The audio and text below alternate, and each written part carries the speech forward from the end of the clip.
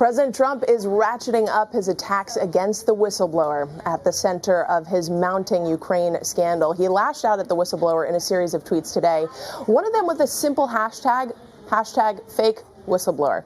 NBC's Jane Timm is here with us now to fact check all the president's claims. So one of the main ways that Trump and his supporters have been attacking the credibility of the whistleblower is by saying these are just second or third hand accounts. Do whistleblowers have to have a first-hand account? Walk me through that.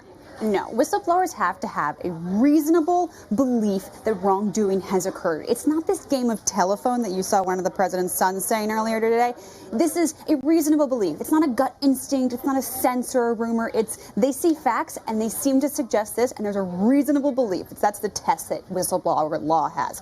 And I called a bunch of attorneys who represent whistleblowers, the people that someone might approach before they even make a complaint, to say, am I legally allowed to do this? What are my rights and how can I protect myself? And they all said the law does not require you to have first-hand knowledge. And of course, I think every whistleblower would like to have all of the facts in a tidy little bow, but for the most part, sometimes you get secondhand information. And the idea is that a whistleblower is supposed to trigger an investigation. This is not the jury and trial in one complaint. This is that I'm seeing something wrong and I want the authorities to handle it in the proper way. So I came across some reporting this weekend that President Trump and his supporters are circulating, saying that the whistleblower rules were revised just before this person came forward with this damaging information about the Ukraine communications. What exactly happened here? Was there this big revision?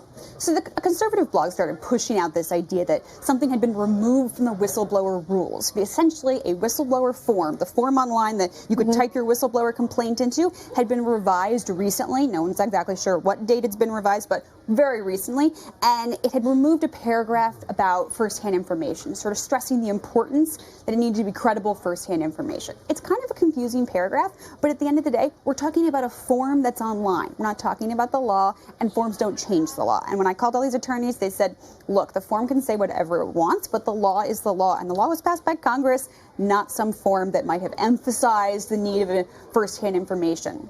And some of the attorneys actually said, I think this paragraph, which says, you really need to have credible information, was talking about what the Inspector General needs, the person who has given the whistleblower complaint, before they hand it off to Congress. So when the Inspector General reviews it, they might want to check for first-hand information, but the whistleblower themselves, most of the attorneys I said, one of them said, actually, most of my complaints do have some secondhand information. It's not unusual. So from your reporting, do you think that this revision in the form should raise any red flags? Is it odd at all, or is this just sort of part of the Republican strategy here as we move through impeachment? To me, this looks like a conspiracy theory of some big alleged conspiracy to hurt Donald Trump. That's what he would like us to think.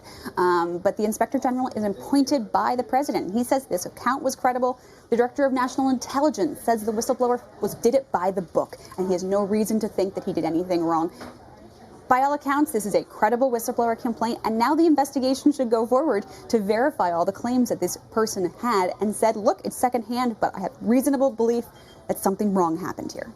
And President Trump has been talking about how he wants to expose the whistleblower and the whistleblower's sources, that he wants the whistleblower to face big consequences. I mean, can a whistleblower actually face any retaliation? I mean, especially from the president. Like, how far can President Trump legally take this? He legally cannot retaliate against a whistleblower. And the reason is that whistleblowers save the American taxpayers billions of dollars a year.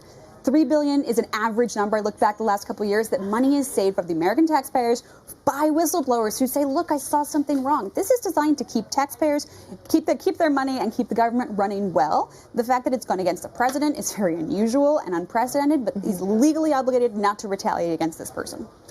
Jane, thank you so much. This was so interesting. Really appreciate it. Thanks, Simone. Thank you.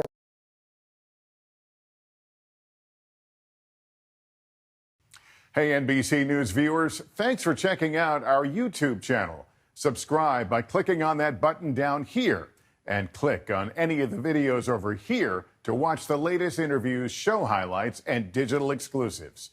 Thanks for watching.